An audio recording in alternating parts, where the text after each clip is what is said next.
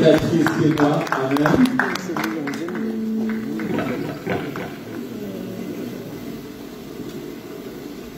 Alléluia. Amen.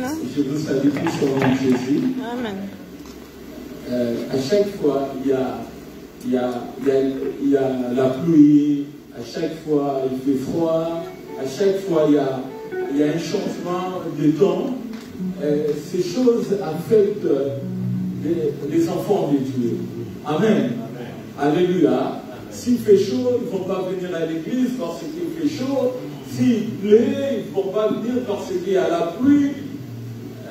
Après, quand tu regardes, tu dis, mais lorsqu'il pleut, les gens vont au travail.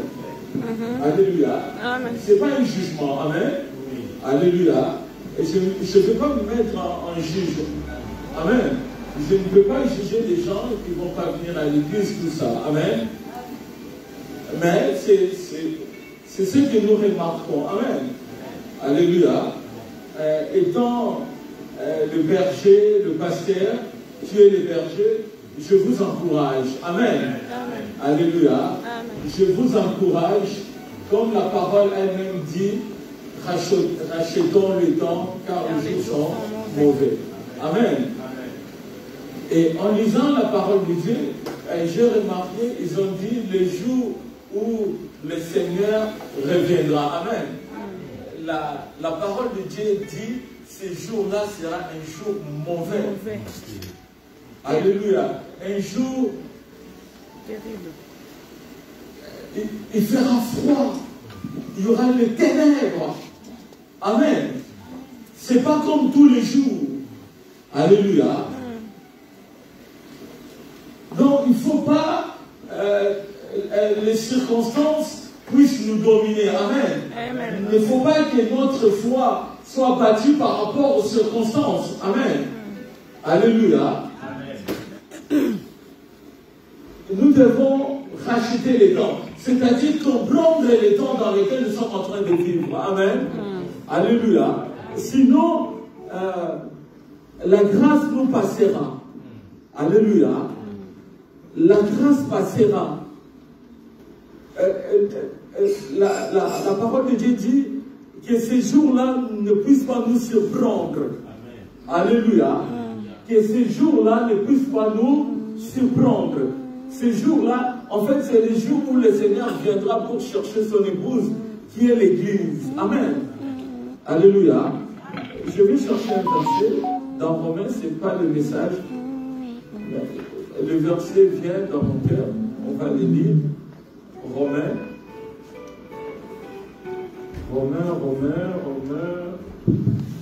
Oui, j'ai trouvé, c'est dans Romains 13, verset 10. J'ai lu au nom de Jésus. Amen. Dans ma Bible, il y a un titre Vigilance chrétienne. Amen.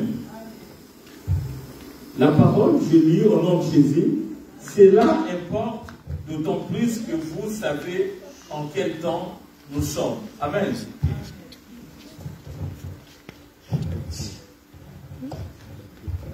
Je recommence. Romains 13, 11. Cela importe d'autant plus vous savez à quel temps nous sommes. Amen. Qu'est-ce que la parole de Dieu dit? Que nous savons le temps que nous savons ces temps-là. Amen. Donc ça veut dire le temps ne peut pas surprendre les enfants de Dieu. Alléluia. Le temps, le jour où le Seigneur viendra, ne peut pas surprendre ceux qui marchent dans la lumière. Amen. Ceux qui sont enfants de Dieu. Ces jours-là ne peuvent pas nous surprendre. Cela importe d'autant plus que vous savez à quel temps nous sommes. Nous qui sommes de Dieu, nous qui sommes de la maison, nous savons le temps dans lequel nous sommes. Alléluia. Les gens du monde ne le savent pas. Amen. Mais nous les savons. Alléluia. Amen. C'est l'heure de vous réveiller en fin du sommeil. C'est quoi? C'est l'heure de faire quoi? De se réveiller du sommeil. Parce que nous sommes en train des somnolés. Alléluia. Nous sommes en train de dormir, l'église. D'autant plus que nous savons le temps que nous sommes. Si tu ne connaissais pas le temps, donc tu peux dormir. C'est la même chose lorsque l'apôtre Paul nous dit « Rachetez le temps car les jours sont mauvais ». Toi, tu connais que les jours sont mauvais, mais ceux du dehors ne connaissent pas que les jours sont mauvais.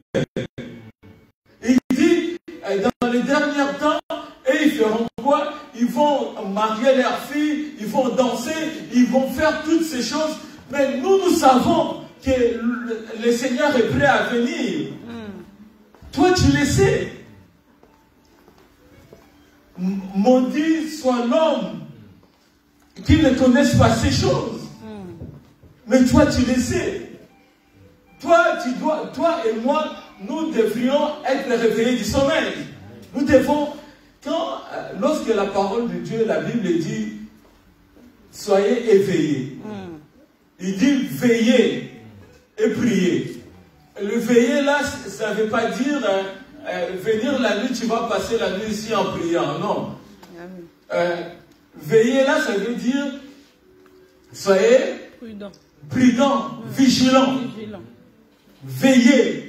C'est-à-dire, tu es en lingala, on dit quoi? Hein? C'est ça l'évangile. Donc tu es prudent, vigilant. Tu regardes les choses comme ils vont. Et lorsque tu regardes les choses comme ils vont, parce qu'on regarde la nature, on sait que comme il y a des nuages noirs, il va pleuvoir. C'est pareil dans le spirituel. Les choses qui arrivent dans le monde, ça va nous interpeller de dire, le Seigneur est proche. Et je dois arranger les choses. Alléluia. Pour que ces jours-là ne puissent pas me surprendre. Sinon, tu seras surpris. Alléluia. C'est pourquoi l'apôtre dit, cela importe d'autant plus que vous savez à quel temps. Il insiste, il dit que nous savons le temps que nous sommes. Alléluia. Hein, il y a Marie-Claire. Donc, tu sais le temps que nous sommes. C'est pas le temps d'aller encore danser, mais c'est le temps de chercher autre chose. C'est l'heure de vous réveiller, enfin, du sommeil. Car maintenant, j'aime bien ça, car maintenant, le salut est plus près de nous que lorsque nous avons cru. Amen. Alléluia. Maintenant, le salut est plus près de nous que lorsque nous avons cru. Amen. Parce que nous sommes vers la porte. Tu sais, les gens attendent la fin du monde, mais si la mort vient. Alléluia. Les gens pensent que les chrétiens ne meurent pas. Non, c'est de la fausseté. Les chrétiens meurent. Amen. Alléluia. Nous avons des choses. Soit la mort, soit le retour de Christ. Alléluia. Si la mort vient aujourd'hui, si tu es mort étant chrétien, tu pars dans la joie. Alléluia. J'aime bien, un jour, Dieu dit à Daniel, il dit, Daniel, tu vas te reposer en paix. Et ces jours-là, tu te lèveras. Amen. Alléluia. J'aime bien ça. Il dit à Daniel, repose-toi en paix. Mais ces jours-là, tu te lèveras. Amen. Donc Daniel est parti en paix. C'est pourquoi moi je ne dis pas RIP. Dans toutes ces personnes qui meurent, je vois, il dit repose en paix. Et pour je ne peux pas dire à quelqu'un de reposer en paix.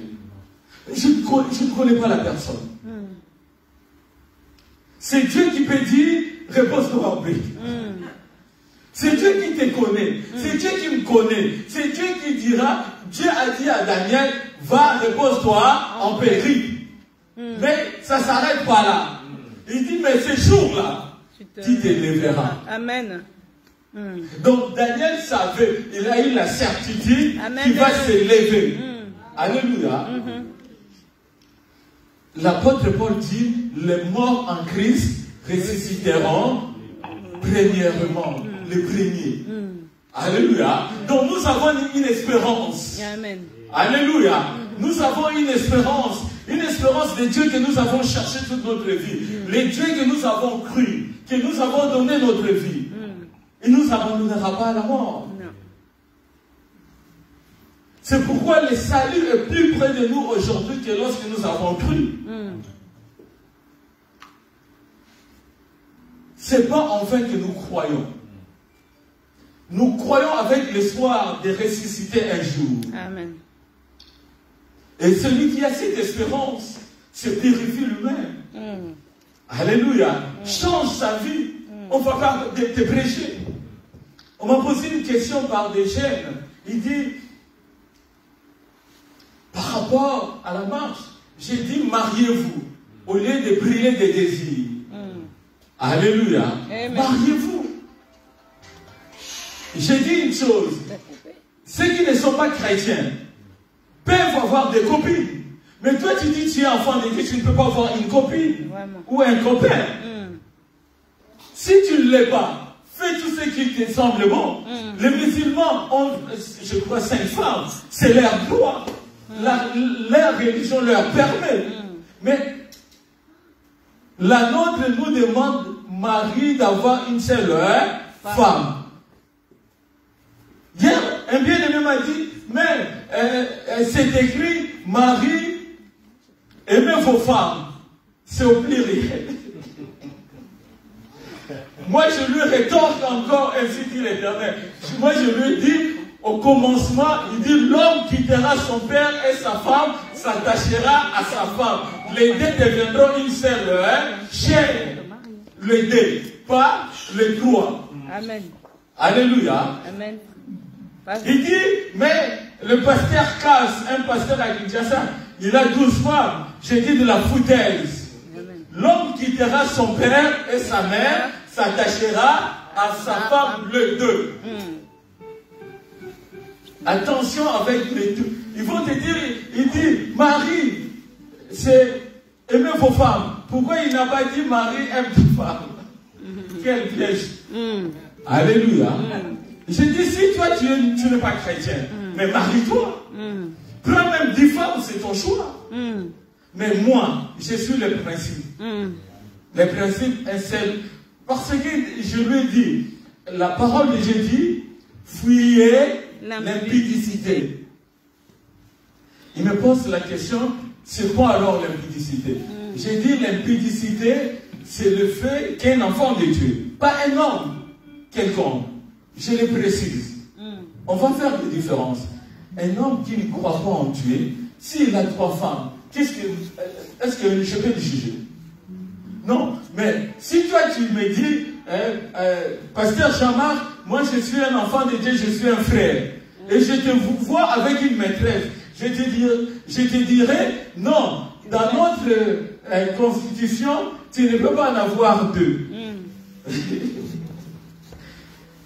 Si par contre tu dis, non, moi je ne suis pas chrétien, je dis, ah, amen, tu peux en avoir même 15. C'est ton argent. N'est-ce pas? Mais la parole de Dieu est claire. Il dit, c'est dit dedans. C'est dit dehors. Nous n'avons pas à les juger. Mais nous jugerons c'est dit dedans. Alléluia. Amen. Si tu n'es pas chrétien, tu peux avoir. J'ai vu, on nous a expliqué en Afrique d'ici, une femme s'est mariée avec des hommes. J'ai dit, à gloire à Dieu. Qu'est-ce que moi j'ai à dire? C'est les choses que nous allons voir. J'ai vu l'autre jour des Africains en train de se marier. Des Africains. Gloire à Dieu. C'est leur choix, leur liberté. Mais nous, ici, non. Ici, il n'y a pas ces choses. Si tu le fais, on va te dire. Dans notre royaume, ça ne marche pas comme ça. C'est pourquoi les gens viennent de nous. Pourquoi vous nous jugez? Non. Et je vais te montrer les versets. Il dit, l'apôtre Paul dit, ne pouvez pas vous rendre le moindre jugement. Je vais te montrer. 1 Corinthiens 6. Ce n'est pas même le message. Je ne sais pas ce que je vais m'amener. 1 Corinthiens 6. l'un d'entre vous, lorsqu'il est indifférent avec un autre, ose-t-il plaider devant les injustes et non devant les saints? Ça veut dire quoi? Lorsque nous avons des problèmes, nous, les enfants de Dieu, Dieu nous appelle le juste. Vous allez comprendre ça après. Ah, oui. Il dit quoi? Nous allons plaider devant les injustes. Les injustes, c'est-à-dire ceux qui ne croient pas. Qui ne croient pas en Dieu. Oui, Dieu les appelle les injustes. Nous qui croyons en Dieu, il nous appelle les justes. Et il dit, et non devant les saints. Donc nous qui croyons en Jésus, Dieu nous appelle saints. Vous allez comprendre ça.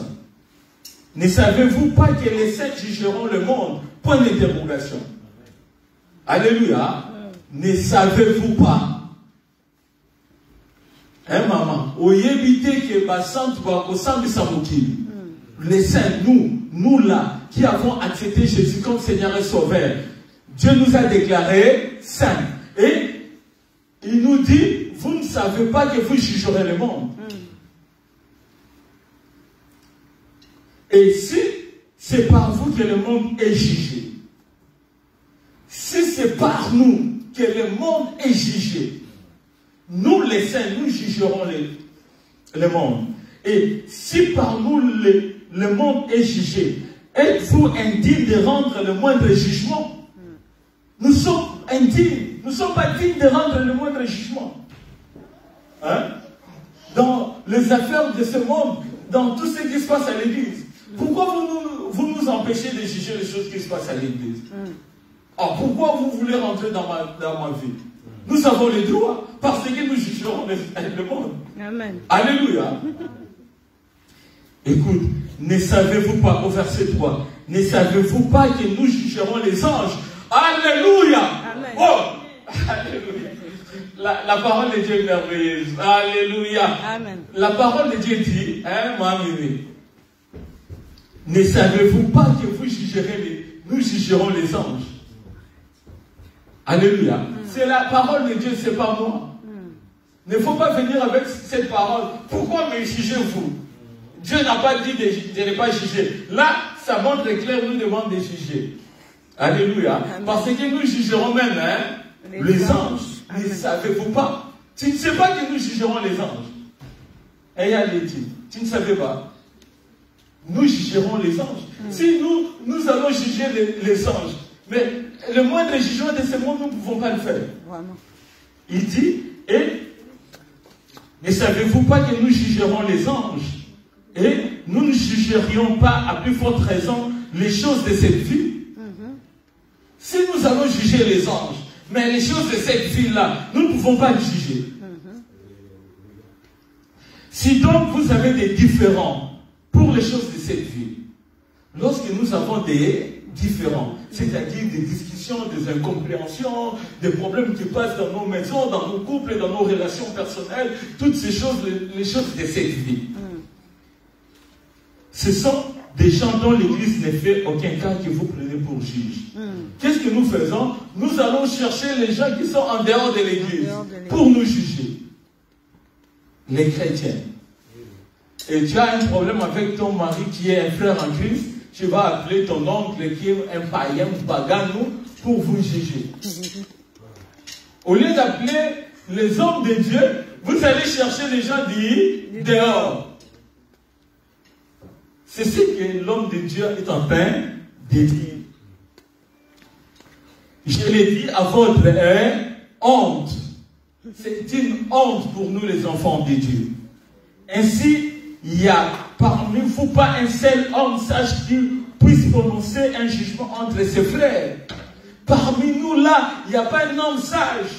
Quand tu as un problème dans ton couple, appelez un homme de l'église pour juger cette affaire. Mais qu'est-ce que, surtout vos maris là, les sœurs qui sont à l'église, qu'est-ce que vos maris disent? Et toi tu vas appeler le pasteur, qu'est-ce qu'il va faire ici? Est-ce que ça le regarde? Et toi, comme tu l'aimes aussi trop, tu dis non, papa, laisse tomber. Il te ment, ils ne connaissent pas la parole. Prends la parole, lui présente. Dis, on va lire 1 Corinthiens 6. C'est ça. Amen. Dieu est en train de parler à quelqu'un. Amen. Et tu vas appeler ton oncle qui est Moupagan, un païen. Il dit, parmi vous, il n'y a pas un sage qui peut rendre le moindre jugement entre vous. Moupagan, le païen est sorcier de surcroît. Alléluia. Mais un frère, au verset 6, mais un frère plaide contre un frère, c'est là devant les infidèles. Un frère. Moi, je suis frère.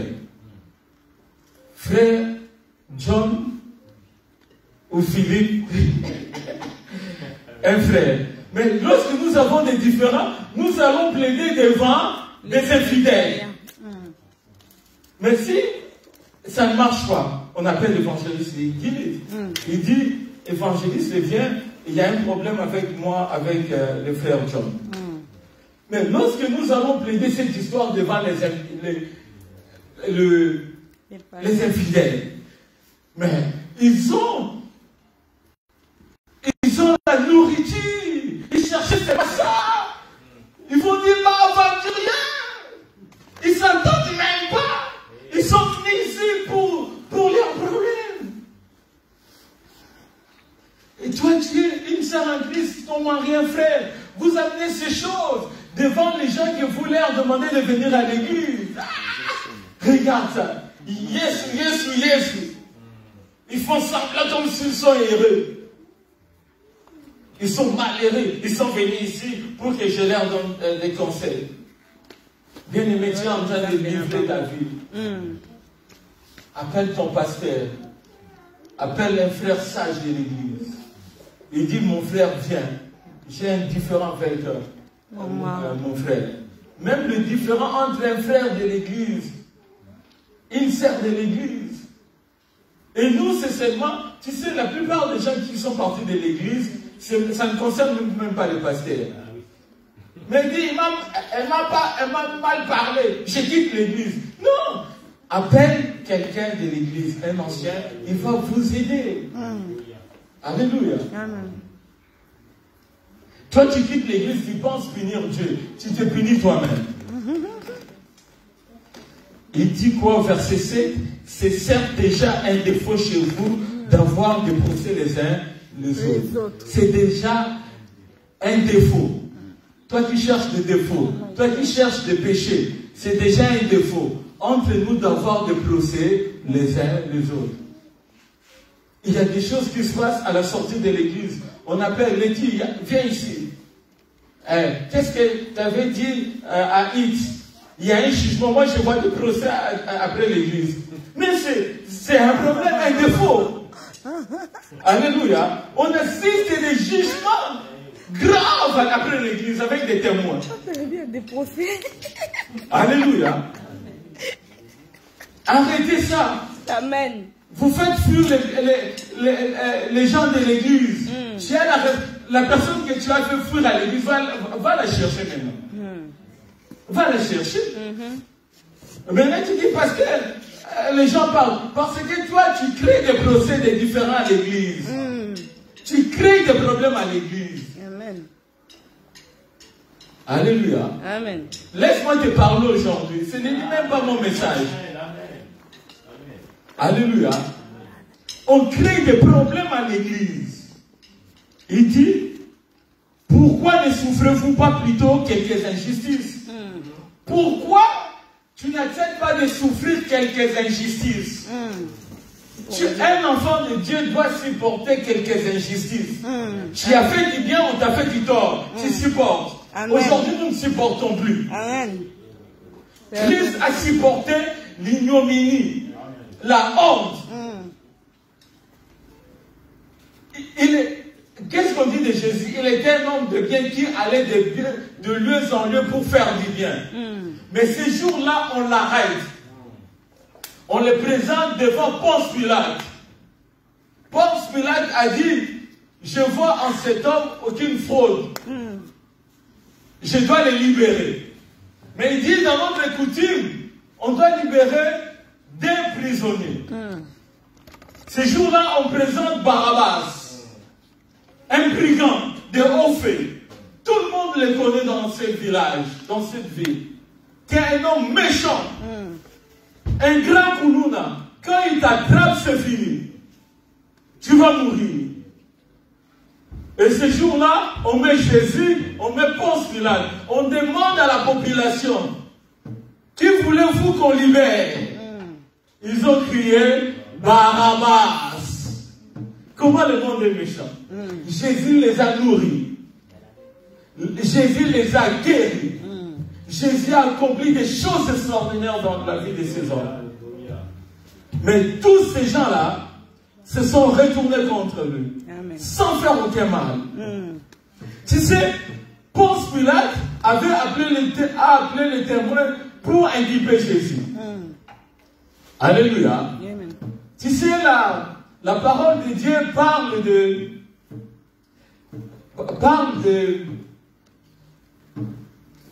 Jésus comme un homme qui n'a rien fait. Alléluia. Mais on dit, on va chercher la culpabilité. Et pour chercher la culpabilité, il faut des témoins. Pour prouver. On appelle des témoins. Les gens sont arrivés. Il a dit, il détruira ce temple en 3 jours, il va les rebâtir. Ah, c'est pas solide. Ils n'ont pas trouvé un témoin valable. Un témoin valable pour inculper Jésus. Alléluia. Et il devait faire le choix.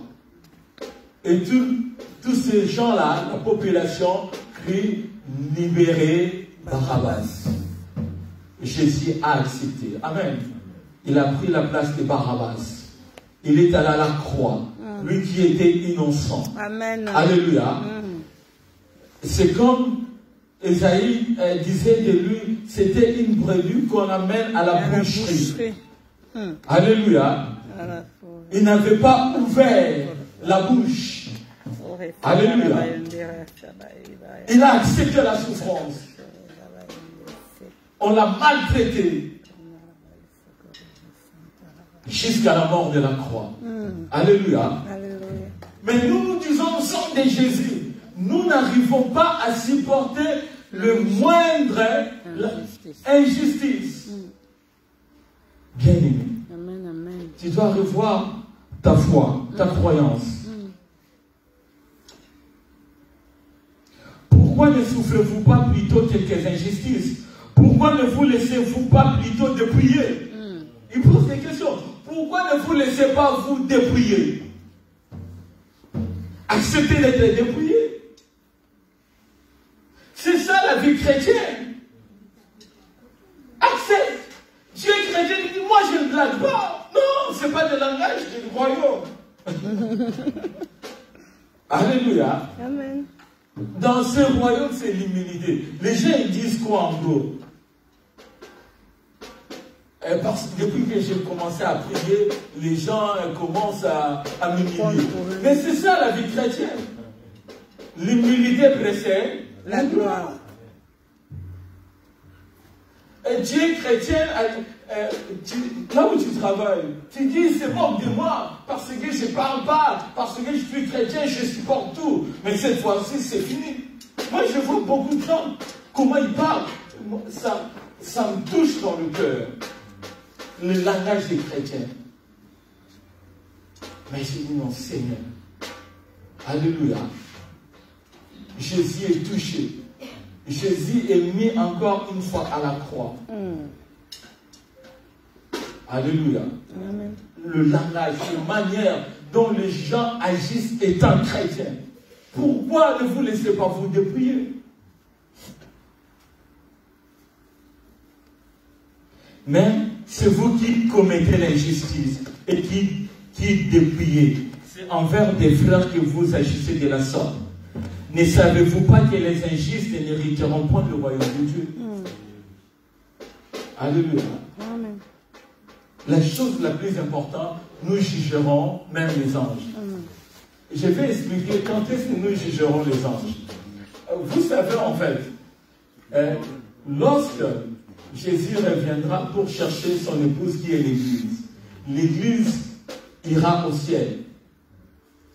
Au ciel, pas au paradis. Amen. Alléluia. Parce que le paradis sera sur la terre. Alléluia. Nous irons dans les airs. Et lorsque nous irons dans les airs, il va nous épargner parce qu'il y aura une période de tribulation dans le monde. Amen. Alléluia. Amen. Une grande tribulation pour ceux qui n'auront pas part à la première résurrection. Amen. Alléluia. C'est pourquoi l'apôtre Paul dit, les morts en Christ ressusciteront premièrement. À un clin d'œil, les morts en Christ ressusciteront. Et puis les vivants en mort revêtiront l'immortalité. Alléluia.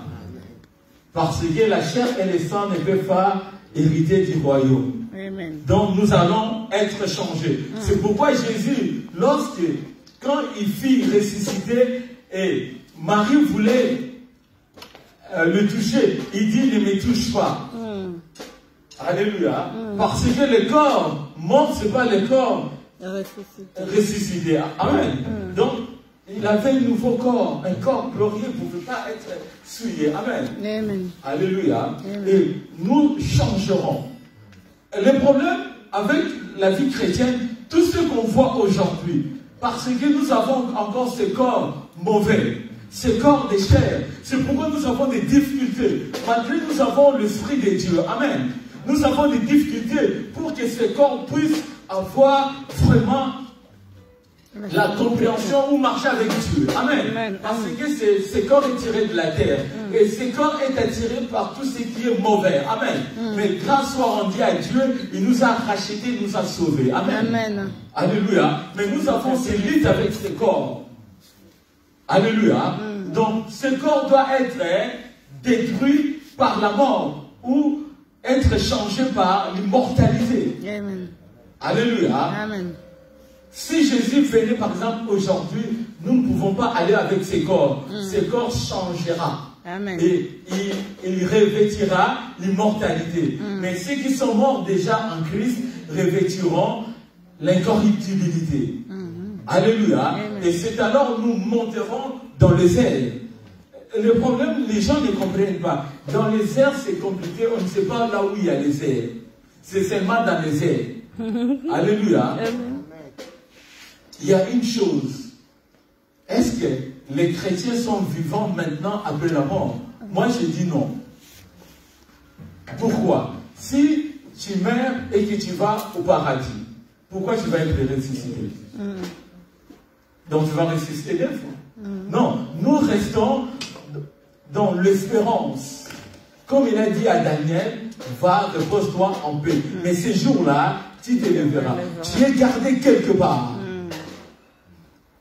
Et la parole de Dieu dit, au son de la trompette, les morts en Christ ressusciteront.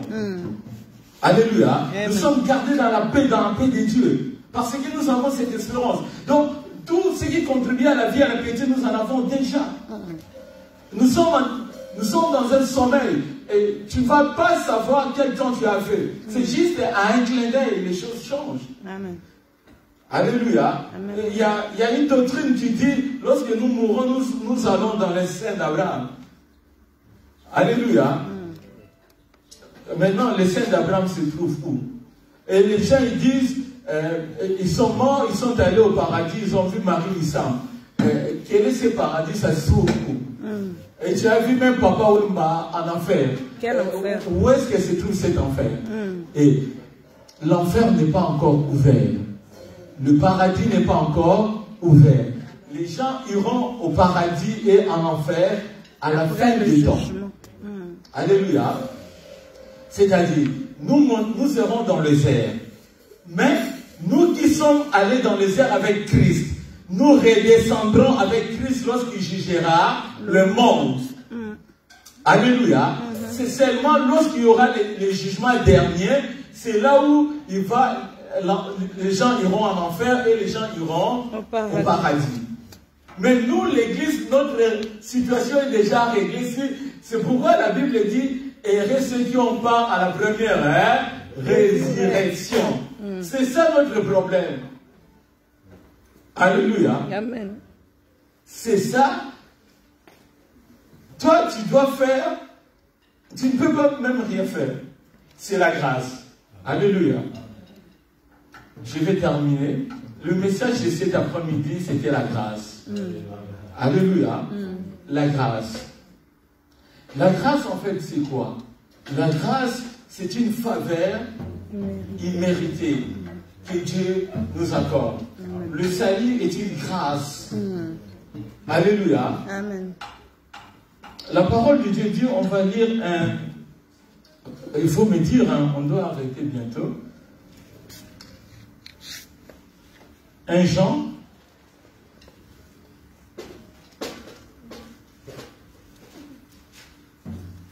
Tout ce que nous avons lu, là, ce n'est que la grâce. Amen. 1 Jean 14, j'ai lu au nom de Jésus. Et la parole a été faite chair, elle a habité parmi nous plein de grâce et de vérité. La parole c'est Jésus.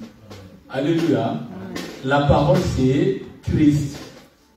Elle a habité parmi nous plein de grâce. La parole a été faite chair. Un jour dans l'histoire, la parole de Dieu a été faite chair.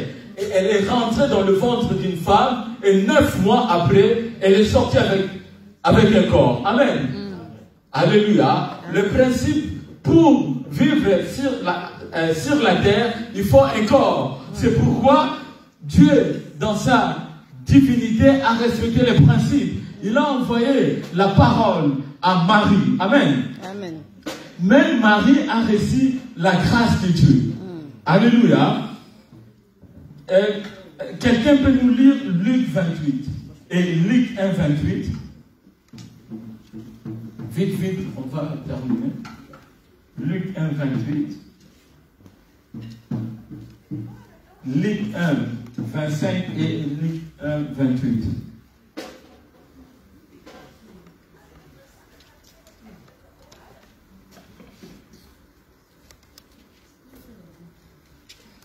Vous n'avez pas de Bible? Hein? C'est la grâce que le Seigneur m'a faite. Mets-toi debout. Lis maintenant. Je lis au nom de Jésus. Amen. C'est la grâce que le Seigneur m'a faite quand elle a été jetée sur les îles, sur moi, ou portée pour mon âme propre parmi les ailes. Alléluia. Amen. Luc 1, 28. L'ange entra chez elle et dit, je te salue à toi qui une grâce a été faite. Le Seigneur est avec toi. Amen. Amen.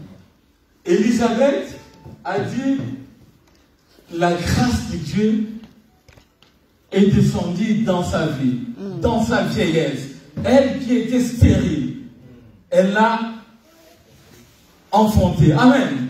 Alléluia. C'est la grâce de Dieu. Donc la grâce, c'est un don, c'est une faveur, c'est quelque chose de mystérieux. Amen. Amen. Alléluia. Tu ne peux pas comprendre la grâce. Et Dieu a choisi cette femme. Nous croyons parfois, parce que nous sommes bons. Non, la grâce, la parole de Dieu dit, là où le péché a abondé, la grâce a surabondé. Amen. C'est-à-dire, lorsque la grâce vient, même les péchés deviennent normaux. C'est pourquoi les gens sont troublés. Amen. Ils vont te dire, mais Gilead assemble là. Mais la grâce a surabondé dans sa vie. Et ils ne comprennent pas comment Gilead peut devenir comme ça. Comment Gilead peut changer. Non, Gilead a reçu la grâce. Amen. Gilead a reçu la faveur divine. Amen. Le ciel est descendu dans sa vie. Amen. Dieu l'a choisi comme ça, selon sa propre volonté. Amen, amen. Alléluia. Amen. Et que tu étais condamné. Nous étions destinés à la perdition. Nous n'avons pas droit à une bénédiction quelconque. Mais il a plu à Dieu. Amen. C'est le bon vouloir de Dieu, la grâce. On ne peut pas comprendre la grâce. Le Dieu des miracles, le Dieu de l'impossible. Tu dois d'abord comprendre sa grâce. Alléluia. Amen. Tu sais, le jour où on avait tué Étienne, Paul était là, en train d'acquiescer, d'accepter. Il était là. Et les pharisiens, je le dis souvent, ce sont des gens qui croyaient en Dieu. Mais Pierre, Étienne a prêché. Il a dit, vous devez vous convertir. Changer défie. Répandez-vous, métanoïa, c'est-à-dire changer de comportement. Ils ont fermé leurs oreilles pour entendre ce que disait Daniel et Étienne. Ils ne croyaient pas. Amen. Ils ne croyaient pas au Dieu de la grâce. Parce qu'ils regardaient Étienne, un homme du peuple. Comment il peut nous dire ces choses? Et ils ont fait des études. Ils ont étudié la Torah, ils ont cherché à comprendre Dieu. Et un moment, Étienne dit, je vois la gloire de Dieu. Parce que le ciel est ouvert, il a vu Jésus au ciel. Et ils sont en train de les lapider. Mais lui, il voit la gloire de Dieu. Il voit le ciel ouvert. Et lorsqu'il dit, je vois le ciel ouvert et la gloire de Dieu, ils l'ont encore rajouté les pierres. Ils n'ont pas compris la grâce. Non. Alléluia. Mais peut-être la mort peut venir. Peut-être des difficultés. Mais tu as la grâce. Amen, amen. Dieu t'a choisi, bien-aimé. Amen. Imagine-toi dans une famille de 30 personnes. Mais Dieu t'a choisi. Amen. C'est pourquoi nous qui sommes enfants de Dieu, nous ne comprenons pas ces choses. Alléluia. Nous ne comprenons pas ces choses. Comment, imagine-toi, dans nos familles, Dieu t'a choisi, toi. Peut-être il n'est pas le plus intelligent. Mais Dieu, bien aimé, connaître Jésus comme Seigneur et Sauveur, c'est une grâce. Amen. Imagine-toi tout ce monde qui est en train de se perdre. Mais Dieu t'a choisi toi. Quelle faveur. Amen. Quelle faveur. Paul était là, Saul était là, acceptait la mort d'Étienne. Et lorsque le ciel s'est ouvert, Jésus était debout, il est en train de regarder. Et il a vu aussi Paul. Il dit, comme il est leur ami, je vais faire descendre ma grâce dans cet homme, il va commencer à le prêcher. Amen. Alléluia. Et la grâce est descendue sur Paul, qui était seul. Et la grâce est allée le chercher lorsqu'il était sur la route de Damas. Il avait l'autorisation d'aller chercher, d'arrêter les chrétiens, de les mettre en prison. Et la grâce est descendue. Amen. La grâce la transforme. Lui-même, il a dit, je ne mérite pas toutes ces choses. Mais la grâce de Dieu m'a touché. Il dit, j'étais de la nationalité romaine. J'étais pharisien. Quant à la loi, il dit, j'étais pharisien. Alléluia. Paul était pharisien dans la loi. Mais il a reçu la grâce. Amen. La grâce, en fait, c'est Christ. C'est Jésus. Amen. Amen. Alléluia. Amen. La parole a été faite chair. Elle a habité parmi nous, pleine de grâce et de vérité. La parole a été faite chair. Elle a habité parmi nous, pleine de grâce. Donc la parole apporte la grâce, apporte plein de faveurs. Et une vague c'est des vagues de grâce. Amen. Nous avons contemplé sa gloire. Une gloire comme la gloire du Fils unique venu du Père. 15. Jean lui a rendu témoignage et s'est écrié. C'est celui dont j'ai dit, celui qui vient après moi m'a précédé, car il était avant moi. Amen. Alléluia. Amen. Et nous avons tous reçu de sa plénitude.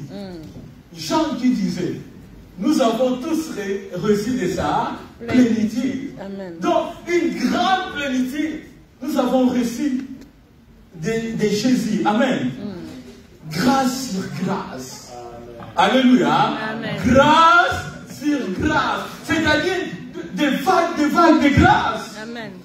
Nous avons, tu sais, toi qui as reçu Jésus, au verset 12, il dit, mais à tous ceux qui l'ont reçu, à tous ceux qui croient à son nom, elle a donné le pouvoir de devenir enfants de Dieu, lesquels sont nés ni du sang, ni de la volonté de la chair, ni de la volonté de l'homme, mais de Dieu. Nous sommes devenus enfants de Dieu, non pas de la volonté de ton père, de ta mère, de ta famille, de ta société, de ta tribu, mais de la volonté de Dieu. Et bien aimé, après avoir réussi de devenir enfant de Dieu, il répond sur nous grâce sur grâce. Amen.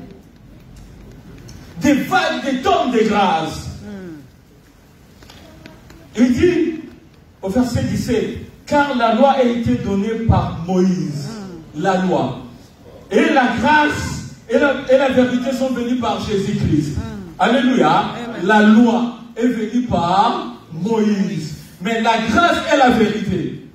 Écoute-moi. La grâce et la vérité est venue par Jésus-Christ. Moïse nous a amené la loi. Alléluia. Mais Jésus a amené la grâce. C'est-à-dire, la loi qui nous condamnait. Jésus, lorsqu'il est venu, il a amené la grâce. La grâce engloutit la loi. Là où on t'est condamné, Jésus ne vient pas te condamner.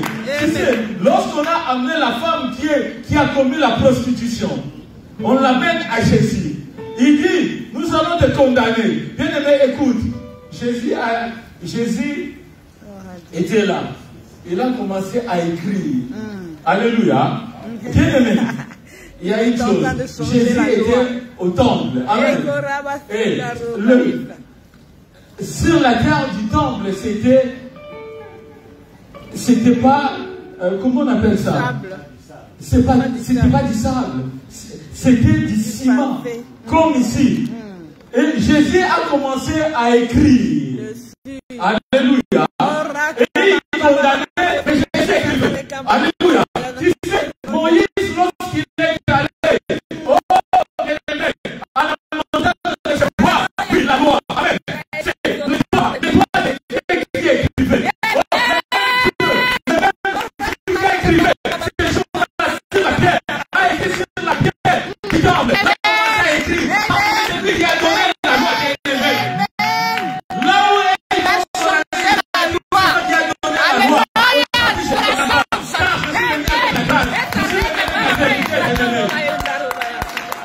Et ces gens-là ont vu ce que Jésus a écrit. Lorsque Jésus s'élève, il demande à la femme, est-ce qu'ils t'ont condamné? Ils ont dit, non, il n'y avait plus personne. Il dit, moi aussi je ne te condamne pas. Parce que Jésus est venu avec la grâce et la vérité. Moïse est venu avec la loi. Ce jour-là, il y a eu la confrontation de la loi et de la grâce. La loi qui te condamne, la loi de ta famille. Jésus est venu avec la grâce. Alléluia. Il peut plus te condamner, bien-aimé. Mais quand tu ne comprends pas la faveur divine, la faveur de Dieu dans ta vie, bien-aimé, c'est pourquoi tu es condamné. Alléluia. Amen.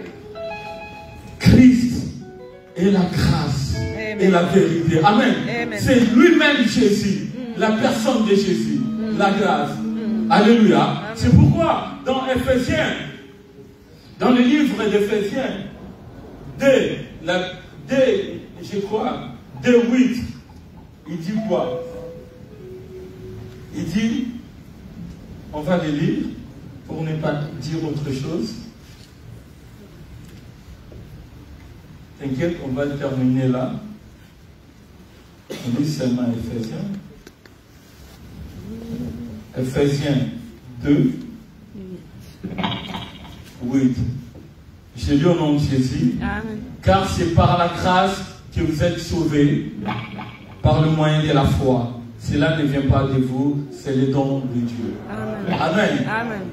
C'est par la grâce. C'est-à-dire là où on te condamnait, là où la loi était établie, lorsque Christ vient, Christ amène la grâce. C'est-à-dire il annule la loi qui te condamnait. Amen, amen, amen. Bien aimé, sans Christ, nous ne pouvons pas être sauvés. Alléluia. Sans Christ, la loi était établie. Amen.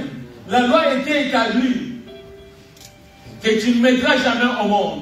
La loi était établie que tu ne réussiras pas. La loi était établie, oui, tu ne feras rien dans ta vie.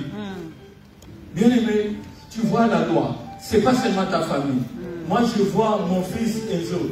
Je vois son école. Les maîtresses sont en train d'écrire. L'enfant doit aller au collège. Et ils écrivent, j'ai lu ce qu'ils ont écrit. Ils ont dit cholérie, tout ça. Oh. Et je dis, mais comment vous pouvez salir la réputation de l'enfant? Tu sais, imagine-toi, le jeudi passé, le collège. L'enfant doit aller au collège. Le collège m'a convoqué. J'y vais au collège. Ils m'ont dit, monsieur, qu'est-ce que tu penses de ton enfant? Moi, j'ai dit, mon enfant est bien. Il dit, non, l'école, la directrice a dit ceci. Moi, j'ai dit, l'enfant qui vous présente, ce n'est pas mon enfant. Mon enfant n'est pas comme ça. Tu vois, j'ai dit, ils ont établi une loi. J'ai regardé son bulletin, mais j'ai dit, mais qu'est-ce qu'ils ont écrit? Il y a le Saint-Esprit qui me parlait qu'il faut commencer à prier. Amen. Il faut commencer à annuler. Anéantir, oui. Amen. Nous avons des combats, bien aimés. Même la société peut établir une loi dans ta vie. Dans la vie de ton enfant, amen. Ils établissent, tu sais ça, ils établissent des lois dans la vie de nos enfants. Mais j'ai dit, l'enfant que vous êtes en train de décrire là, c'est pas mon enfant. Il n'est pas comme ça. Alors, ils m'ont dit non, c'est toujours comme ça. Un enfant de 12 ans, ils disent qu'il est colérique. Quelle colère? Vous êtes avec Enzo ici. Qui peut dire qu'Enzo est colérique? Franchement. Mais j'ai dit, j'hallucine ou quoi? Écrit, j'ai compris, j'ai dit, il y a un combat. Amen. Amen. Si nous dormions, ça va rester. Amen. Nous devons faire quoi? Nous devons nous lever, amen. Commencer à bombarder. Amen, amen, amen, amen.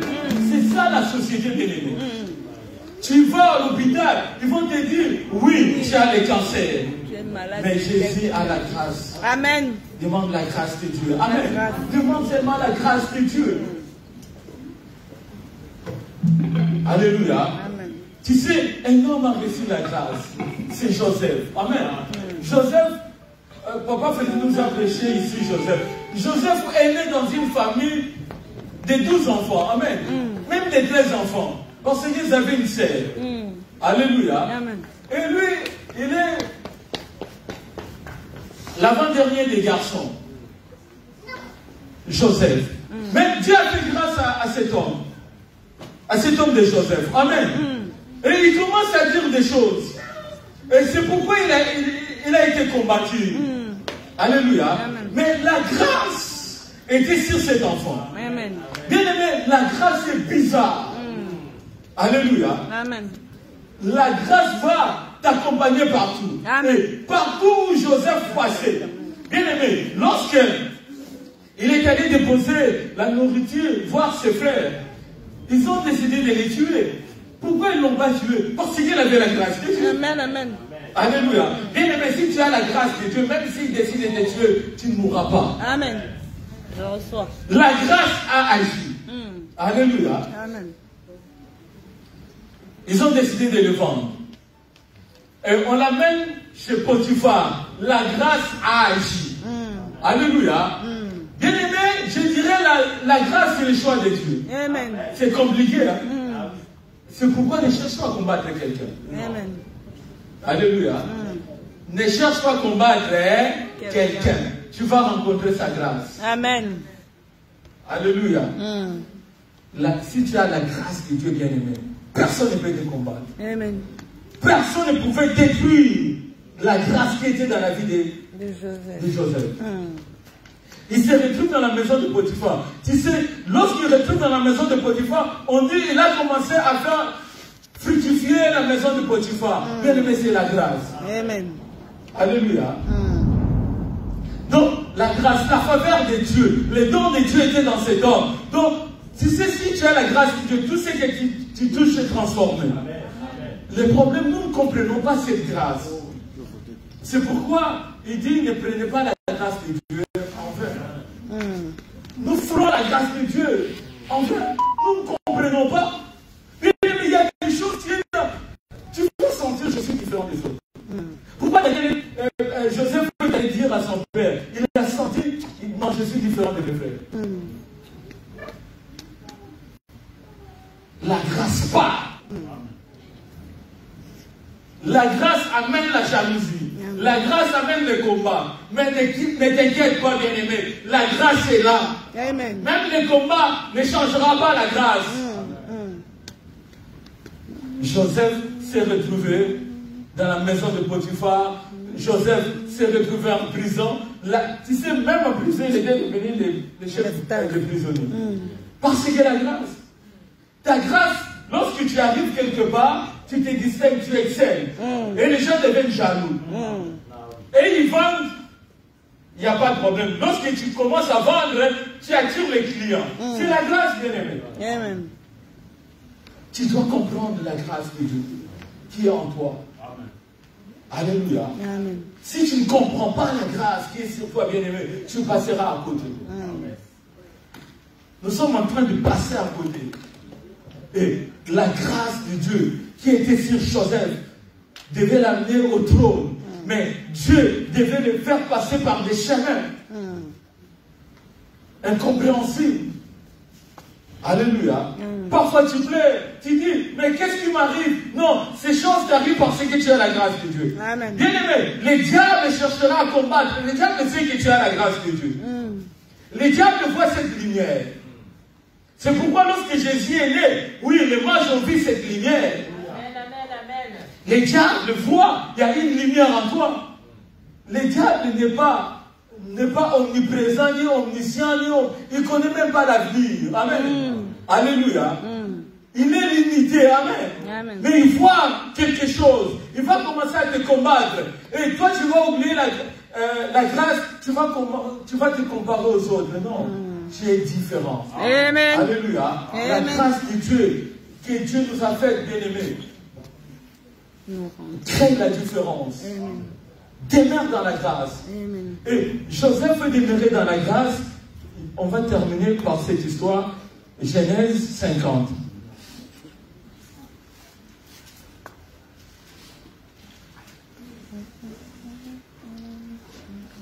Écoute la grâce de Dieu. C'est merveilleux la grâce. Genèse 50, 15. Quand le frère de Joseph virent que leur père était mort, il dit, si Joseph prenait en haine, et si Joseph nous prenait en haine, et nous rendait tout le mal que nous l'avons fait. Ils firent dire à Joseph, ils envoient des gens dire à Joseph, ton père a donné cet ordre avant de mourir. Ils ont plus menti. Amen. Ton père a donné cet ordre avant de mourir. Vous parlerez ainsi à Joseph. Oh, pardonne les crimes de tes frères et leurs péchés. Car ils t'ont fait du mal. Pardonne maintenant les péchés des serviteurs de Dieu de ton père. Joseph plaira en entendant ces paroles. Ses frères, maintenant ses frères eux-mêmes qui sont venus, ses frères virent eux-mêmes se prosterner devant lui. Tu sais, Joseph avait dit ces choses à son père. Il dit, un jour, vous viendrez vous prosterner devant moi. Et ce jour-là est arrivé. Alléluia. Les Yasuka, l'avant-dernier de la famille. Alléluia. Imagine-toi les Ribel, les Siméon, les Gita. Tout ça, c'est ses frères. Les Nephtali, les Aser, des grands là sont arrivés. Ils se sont. Ils ne leur pas demandé. Ils sont venus d'eux-mêmes. La grâce, mamma mia. La grâce attire. Amen. La grâce accomplit des choses merveilleuses, oh bien-aimés. Ils sont venus se prosterner. Amen. Ses frères vers eux-mêmes se prosterner devant lui. Et il dit, nous sommes tes serviteurs. Alléluia. Bien-aimés, les grands frères sont venus se prosterner. Bien-aimés, la grâce, même si tu es grand frère, la grâce c'est la grâce. Amen. Saisis ta grâce, comprends la grâce que tu as fait dans ta vie. Nous sommes tes serviteurs. La grâce amènera les gens de parler, bien-aimés, de dire, nous acceptons ce que Dieu a mis en toi. Amen. Amen. La grâce, c'est ce que Dieu a mis en toi et qui marque la différence. Ils diront, nous acceptons ça. Même ils te combattent aujourd'hui, mais un jour ils viendront, ils disent, nous acceptons. Ils vont te dire, c'est toi le chef de la famille. Tu sais, un jour, mon oncle m'avait dit comme ça, un grand oncle. Il dit, toi, tu es petit, mais moi, je crois que c'est toi le chef de la famille. J'ai dit, monsieur, et maintenant, je comprends. Il dit, tu es le chef de la famille. Il dit, non, pas ton oncle. Mon oncle qui est à Paris, là, vieux pour il dit, non, c'est pas lui, c'est toi. Moi, je te dis, c'est toi. Parce que c'est que toi, tu as fait, lui, il n'a pas pu le faire. Il dit, c'est toi le chef de la famille. C'est vrai, hein? Il dit, lui, il n'a pas pu le faire, toi, tu l'as fait. Et moi, je vois quand il y a des problèmes dans toute la famille. Moi, si je dis un mot, les gens écoutent. Alléluia. Les gens écoutent. C'est la grâce bien-aimée. Il dit, Joseph leur dit, soyez sans crainte, car je suis là car suis-je à la place de Dieu? Vous aviez médité de me faire du mal, Dieu l'a changé en bien. Bien, lorsque tu as la grâce de Dieu, les gens vont chercher à te faire du mal, mais Dieu les changera en bien. C'est la grâce. Amen. Marie a reçu la grâce de Dieu. Marie n'était pas meilleure que les autres femmes. La parole dit, la grâce de Dieu est sur toi. C'est pourquoi les catholiques font une prière. C'est quoi le... je vous salue, je vous salue Marie, pleine de grâce. Oui, elle avait la grâce. La grâce, c'est le choix de Dieu. Amen. Bien-aimé, Dieu t'a fait grâce. Demeure dans cette grâce. Amen. Tu sais, l'apôtre Paul est monté au ciel. Il dit, je ne sais pas, c'est dans 2 Corinthiens 12. On n'a pas de temps de lire. Il dit, je suis allé au ciel. Je ne sais pas dans mon corps même ou hors de mon corps. Il dit, j'ai vu des choses ineffables, des choses extraordinaires qu'aucun homme ne peut voir. Alléluia. Il dit, pour que je ne puisse pas être enflé d'orgueil, il m'a été mis une écharpe dans la chair, un ange de Satan pour me souffléter. Alléluia. Il a fait des choses extraordinaires. Mais Dieu a mis quelque chose. Les gens disent, d'autres disent c'est la maladie, d'autres disent, mais lui-même il a dit un ange de Satan. Dieu a laissé Satan le combattre. Amen. Et dans sa situation, dans sa maladie, il a dit, il a prié le Seigneur à 3 reprises. Mais qu'est-ce que Dieu lui répond? Ma grâce te suffit. Bien-aimé, qu'est-ce que tu cherches? La grâce de Dieu te suffit. Amen. Dans le combat, dans la situation qui est en train de traverser, tu as besoin juste de la grâce de Dieu. Amen. Dieu t'a appelé dans sa grâce. La grâce, c'est pas seulement le salut. Amen. Les gens pensent que la grâce c'est seulement le salut. Non, à part le salut, c'est la santé. La grâce c'est la guérison. La grâce c'est la bénédiction. La grâce c'est la prospérité. La grâce, il t'a fait grâce sur grâce, bien-aimé. Amen. Dans tous les domaines, tu dois réussir, tu dois avancer. Dis-toi, la grâce de Dieu me suffit. Amen. C'est quelque chose que tu as de différent, bien-aimé. C'est la grâce de Dieu. Amen. Garde-la, bien-aimé. C'est pourquoi tu es combattu. C'est pourquoi tu es attaqué. Mais qu'est-ce que nous faisons? Nous prenons cette faveur que Dieu nous fait, nous le foulons au pied, nous vivons comme tout le monde. Non. C'est pourquoi Joseph connaissait la grâce de Dieu. Il a refusé la femme de Potiphar. Bien-aimé, refuse la femme de Potiphar. Ne vends pas la grâce de Dieu. Tu sais, Ésaü et Jacob, 2 enfants dans le même ventre, Dieu a choisi Jacob. C'est la grâce. Amen. On ne peut pas le définir. Dieu a choisi les petits frères. C'est pourquoi à la fin des comptes, maman devait rentrer dans cette histoire. La grâce amène des conflits parce que Dieu va te favoriser là où on ne peut pas favoriser quelqu'un. Amen. Dieu va élever dans une famille qu'on ne peut pas élever. Amen. Et les gens commencent à dire, ah, il est bizarre. Comment lui? Nous on fait des efforts. La grâce ne fait pas des efforts. Amen, amen. C'est pourquoi ils vont faire des efforts. Toi tu ne fais pas des efforts, les gens vont combattre. Il dit comment il a fait pour acheter la voiture.